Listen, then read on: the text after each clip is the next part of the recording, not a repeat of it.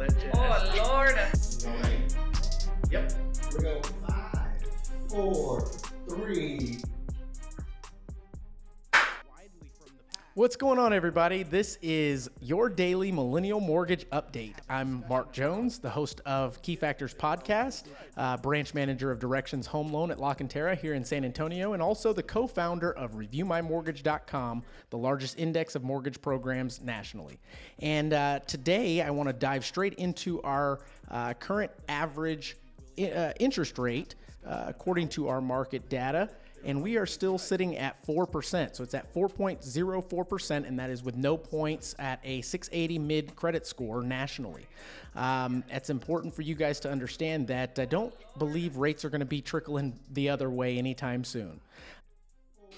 So as we jump into the article that I would like to showcase today, I'm going to quickly just read the title of it, which is Mortgage Delinquency Rates Reach Pandemic Lows.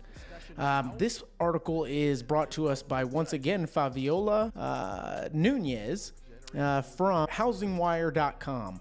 And the article, I'm going to just kind of jump over a couple of key factors on it.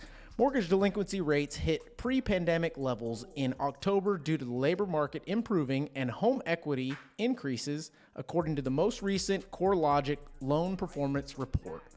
The expectation is that rates will continue to decline during 2022.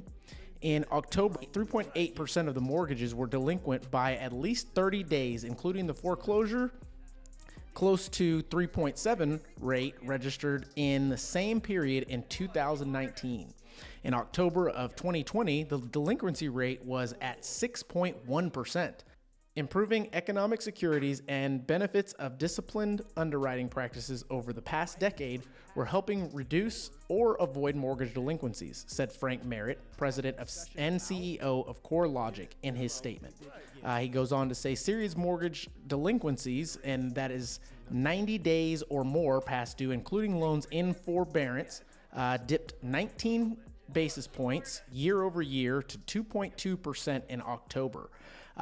Another factor of this is coming from another article which just says the peak of 9.3% during subprime mortgage crisis in 2007 to 2010, which if we were at that type of percentage back then with all the mortgage crisis happening, and we had a spike of upwards of 8% recently, but are already back down to 3.8% nationally, basically cut in half and continuing to shrink, has a lot to do with the strength of our economy, has a lot to do with the strength of our citizens and homeowners, and their want and commitment to their mortgage to try and get that paid any which way they can, or work out with the mortgage lender that they're currently servicing their loan.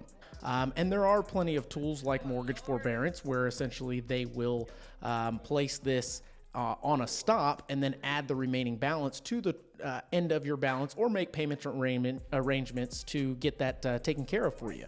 But that means that there aren't going to be as many foreclosures as we anticipated. That gives me some good, bright optimism about what we have going forward. I wanted to let everybody know about Key Factors Podcast. This podcast is intended to educate consumers, realtors, mortgage professionals by way of discussions with experts in the individual topic that we're having.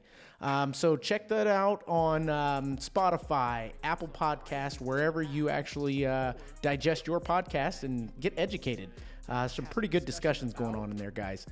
So I want you guys to have a great day.